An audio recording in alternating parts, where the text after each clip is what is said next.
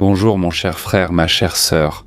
Je souhaite que la paix du Seigneur Jésus vienne sur toi maintenant et sur ta famille, aujourd'hui et pour toujours.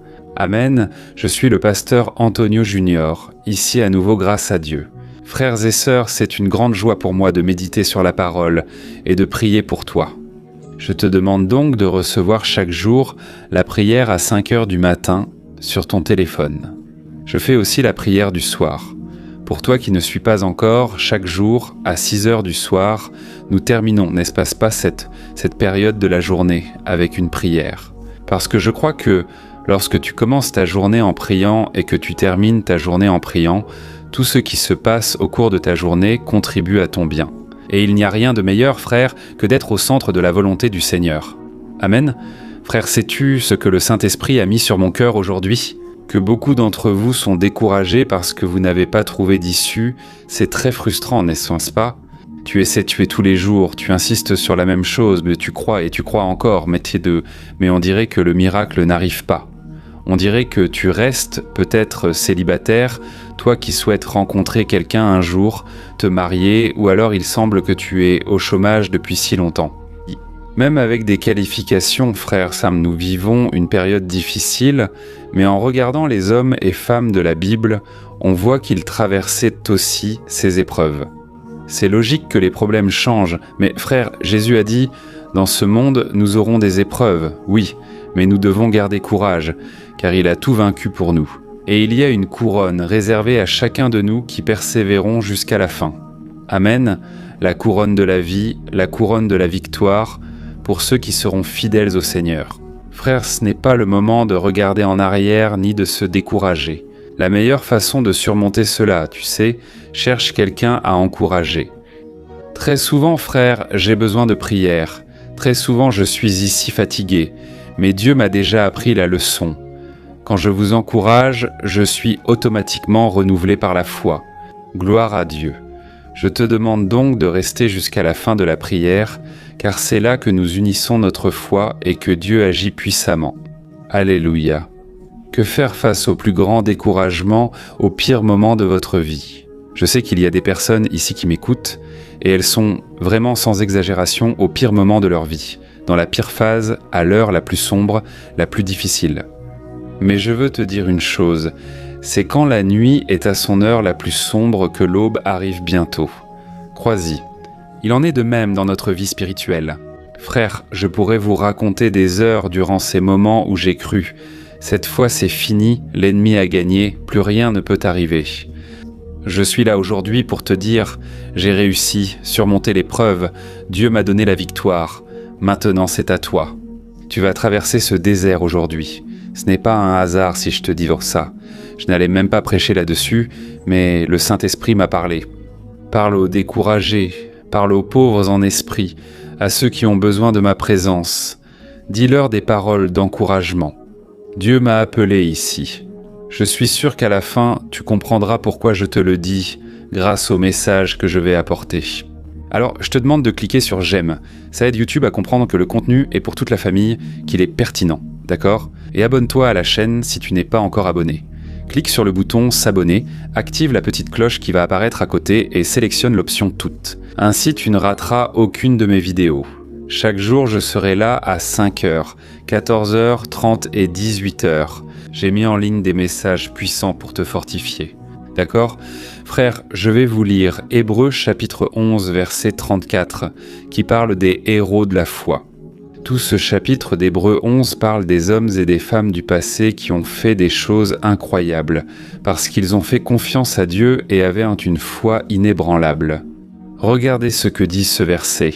Ils ont éteint la violence du feu et ont échappé au tranchant de l'épée. Et de leur faiblesse, ils ont tiré de la force, sont devenus puissants à la guerre et ont mis en fuite des armées étrangères. Frère, ce qui m'a surtout marqué dans ce verset, c'est qu'il est dit, à leur moment le plus difficile, dans leur faiblesse, ces hommes ont trouvé de la force. Amen. Alors frère, nous devons comprendre une chose. Il existe quelque chose de plus puissant que nous, quelque chose de plus fort que nous, qui nous pousse à aller plus loin. Tu te souviens de ce que je t'ai dit aujourd'hui ?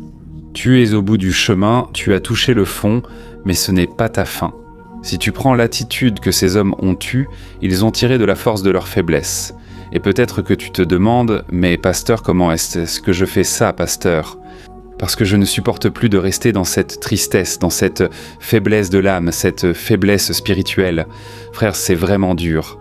Je sais que tu dis ça parce que moi aussi j'ai déjà traversé de longues périodes de désert. On dirait que c'est une angoisse. Et là tu penses « Ah, je n'ai plus de plaisir dans la vie ». Ou alors tu vas même jusqu'à penser « Ah, si seulement je n'existais pas, si je n'étais plus ici sur cette terre, parce que là la souffrance prendrait fin ». Mais mes frères, j'ai appris ceci. Nous n'avons pas le droit de mettre fin à notre vie. C'est Dieu qui nous l'a donné. Et s'il nous l'a donné, il est puissant pour nous donner une vie en abondance. Parce que Jésus a dit dans Jean chapitre 10, verset 10, que c'est pour cela qu'il est venu, pour nous donner une vie abondante. Amen. Cette vie existe uniquement auprès de Dieu. Elle n'est ni sur les réseaux sociaux, ni dans l'argent, l'amitié, les relations, le sexe, la drogue, ni ailleurs. Seulement lorsque nous sommes alignés avec le cœur du Père. Amen. Alors puiser la force dans la faiblesse, ce n'est rien d'autre que de se remettre complètement entre les mains de Dieu. Et tu peux en être sûr, cela fait toute la différence.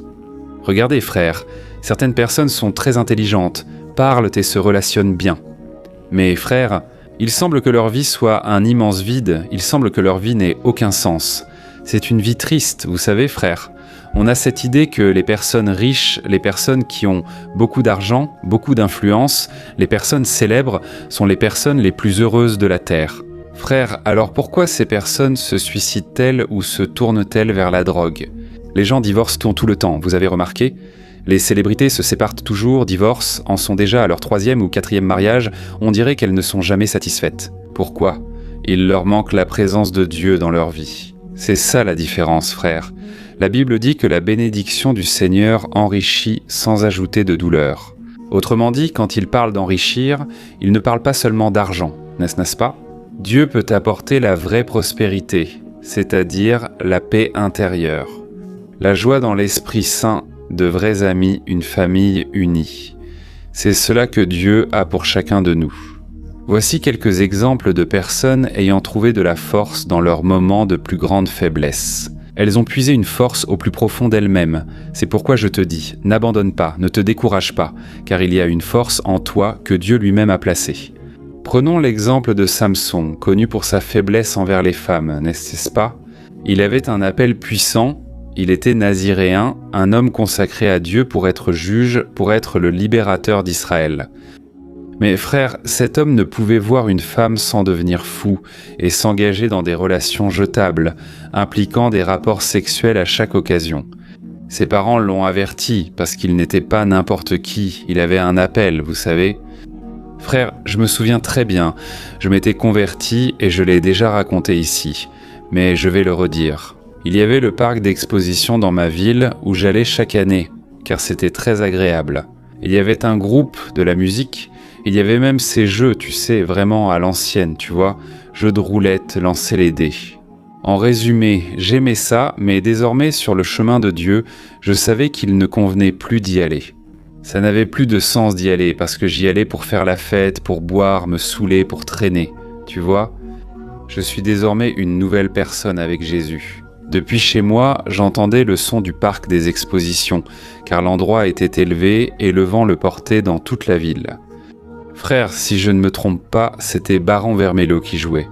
J'avoue qu'à ce moment-là, ce fut difficile pour moi, car j'ai commencé à douter. Vais-je vraiment y arriver ? À 18 ans, après avoir donné ma vie à Jésus, j'ai commencé à questionner Dieu. Seigneur, y a-t-il d'autres chrétiens à l'église ? Je suis sûr qu'il y en a au parc. J'ai demandé à Dieu, pourquoi moi je ne peux pas, alors que les autres peuvent ? Frère, à ce moment-là, Dieu a parlé très fort à mon cœur. Mon fils, tu n'es pas tout le monde, tu n'es pas n'importe qui. Vous savez quand nos parents nous disent ça ? Tu n'es pas tout le monde. Frère, j'ai alors compris que Dieu m'appelait. Beaucoup à l'église agissent comme dans le monde. Nous ne devons pas les suivre, mais nous inspirer de ceux qui marchent vraiment avec Dieu. Amen. Et Samson était cet homme. Il avait tout pour réussir, c'était un homme qui avait le Saint-Esprit. C'était un homme fort, n'est-ce pas ? Parce que le Saint-Esprit lui avait donné la force. Mais alors, frère, la Bible raconte qu'il s'est impliqué avec une femme appelée Dalila. et elle était très proche des Philistins, qui étaient un peuple ennemi de Dieu, et les Philistins l'ont payé pour séduire Samson et découvrir quel était son secret. Et il a révélé que le secret était dans ses cheveux. Alors elle a tendu un piège, les Philistins sont venus et lui ont coupé les cheveux. Frères, la Bible dit que Samson s'est levé pensant que Dieu était avec lui, mais il n'était déjà plus là. Car Dieu est patient, frères. Dieu attend que nous nous repentions rapidement, sinon nous risquons de perdre sa protection. La Bible dit, frères, dans le livre des psaumes, que les anges du Seigneur campent autour de ceux qui le craignent et les délivrent. C'est-à-dire Dieu délivre. Dieu protège ceux qui craignent son saint nom, ceux qui ont la crainte de Dieu dans leur cœur, et non pas ceux qui vivent comme si le Christ n'existait pas, ni qu'il allait revenir. Non, Samson a tout perdu, mes frères. Il a été capturé, on lui a crevé les 2 yeux, on l'a attaché et ils ont commencé à se moquer de lui, à le ridiculiser. Autrement dit, Satan humiliait cet homme. Mais la Bible dit qu'il s'est passé quelque chose au fond du gouffre. Lorsque Samson était au fond du gouffre, il a tiré de la force de sa faiblesse. Et je vais te lire ce qui est écrit dans Juges, chapitre 16, versets 28 à 30. Écoute ce que ça dit. « Alors Samson pria le Seigneur, « Souverain Seigneur, souviens-toi de moi encore une fois. S'il te plaît, ô Dieu, fortifie-moi juste cette fois de plus.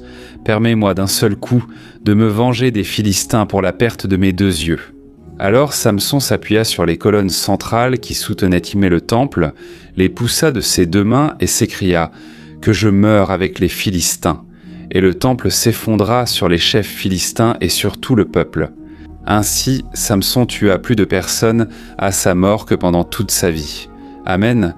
Alors ici nous voyons, frères, que Samson, il était au fond du gouffre, au bout du rouleau, il n'y avait plus rien à faire. Mais la Bible dit que, prisonnier, Dieu a eu pitié de lui. Ses cheveux ont commencé à repousser, et quand ses cheveux ont repoussé, il a fait une dernière prière. Il a dit mon air, Pudan otrun les gilvetronas, Seigneur, aie pitié de moi.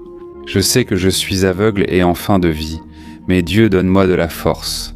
Alors, frère, il s'est appuyé sur les colonnes du temple qui s'est effondré.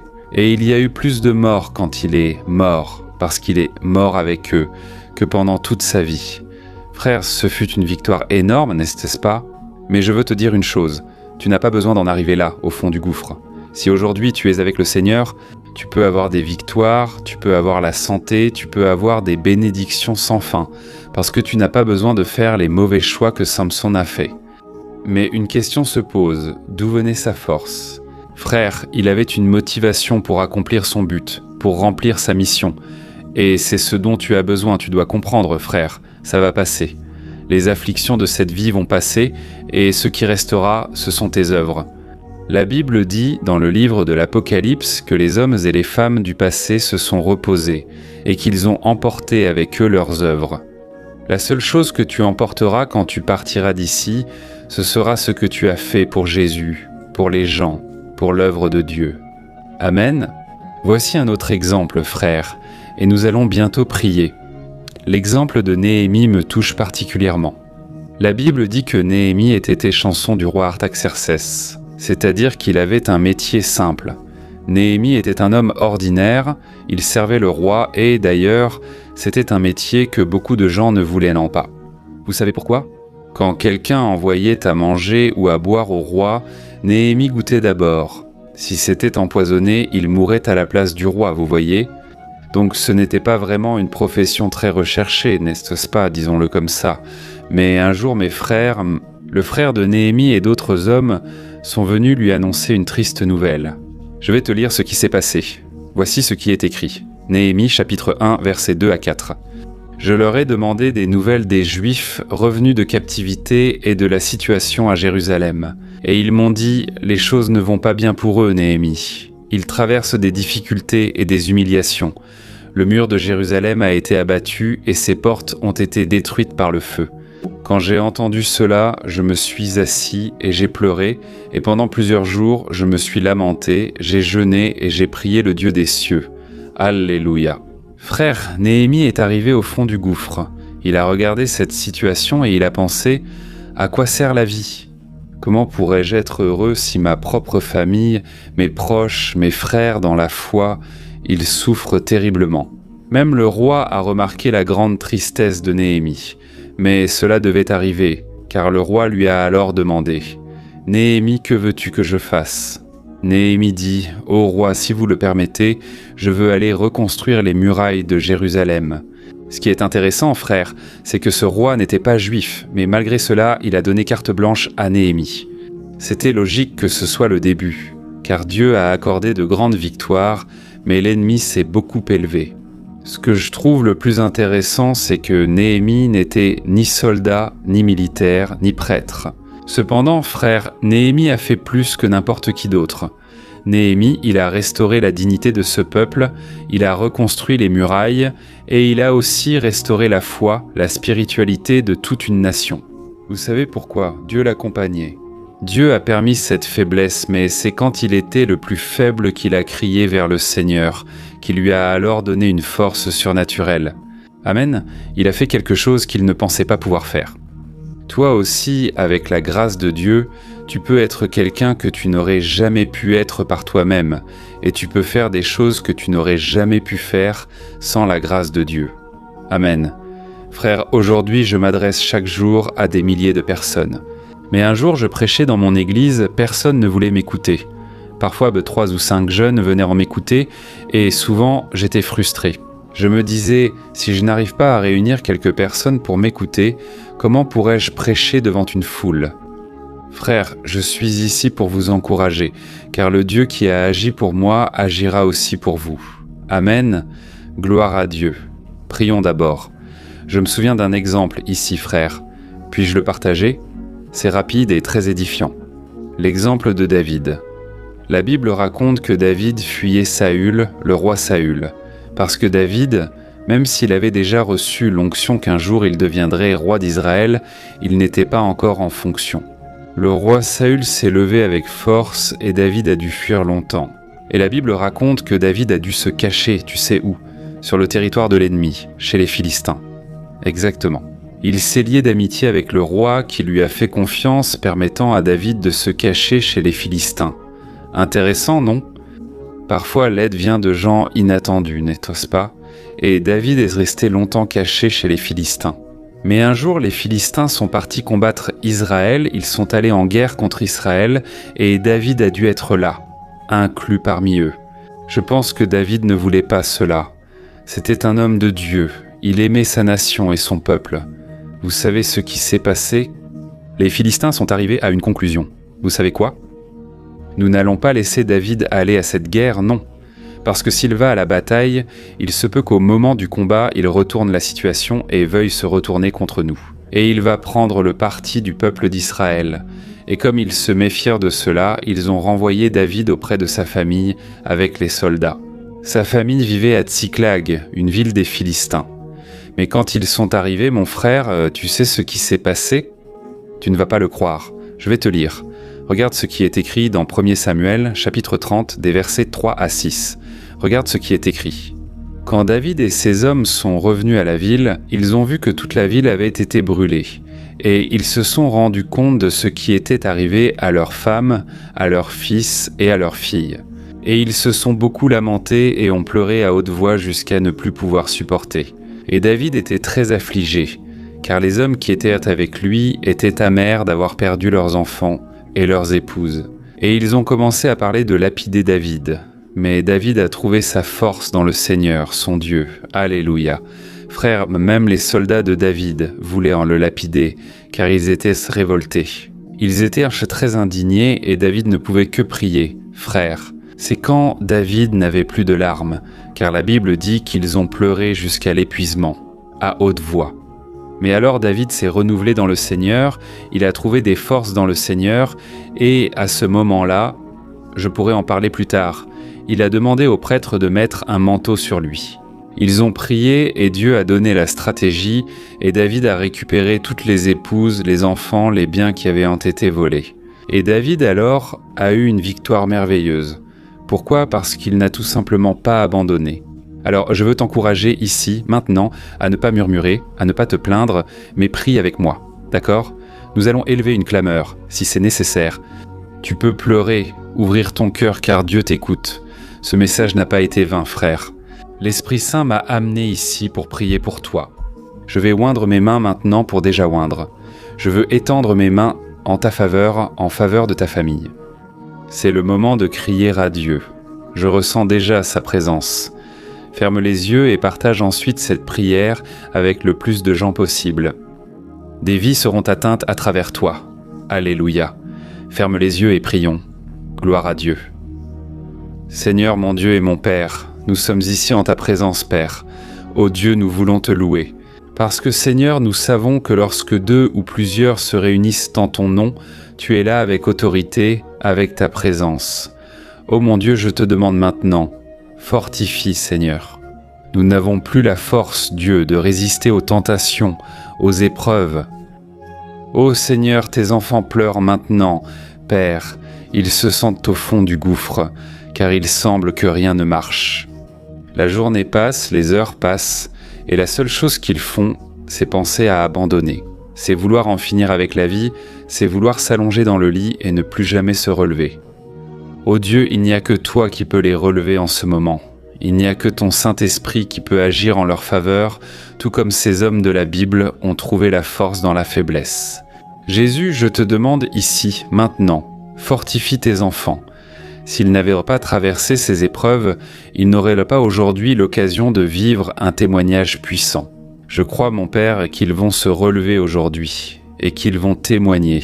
Ils vont raconter ce que le Seigneur a fait dans leur vie. Ô Père, apprenons que c'est au fond du gouffre, au pire moment, c'est lorsque nous atteignons nos limites que le Seigneur commence à ouvrir les portes et qu'il nous emmène bien plus loin que nous n'aurions jamais imaginé aller. Ta parole dit que le Seigneur est puissant pour faire infiniment plus que tout ce que nous demandons ou pensons selon sa puissance qui agit en nous. Père, ces personnes te crient, ouvrent leur cœur et demandent « Fortifie-moi Dieu, aie pitié de moi ». Dieu écoute ces prières.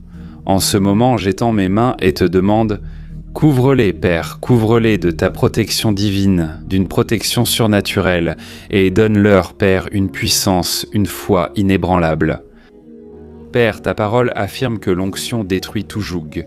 Je refuse, mon Père, tout joug de Satan et toute oppression spirituelle sur tes enfants. C'est pourquoi je réprimande toute accusation, toute attaque de l'ennemi dans l'esprit et le cœur, qu'elle tombe au nom de Jésus. Dieu, couvre-nous de ton sang, Jésus, protège-nous de toute représaille de l'ennemi. C'est renversé au nom de Jésus. Satan, tu n'as aucun pouvoir contre notre vie. Tu es déjà vaincu. Jésus t'a vaincu. Père, en ce moment, je remets mon cœur, mon avenir et la vie de chacun entre tes mains. Accueille-nous, ô Dieu, donne-nous force, foi, amour et espérance, car aujourd'hui nous nous levons par la foi. Et nous allons faire bien plus que ce que nous aurions jamais imaginé être capables de faire. Au nom de Jésus, mon Dieu, donne-nous ta paix, ta guérison, ta délivrance, et que ton nom soit glorifié dans cette situation. Au nom de Jésus, je prie et je te remercie. Amen. Gloire à Dieu. Alléluia.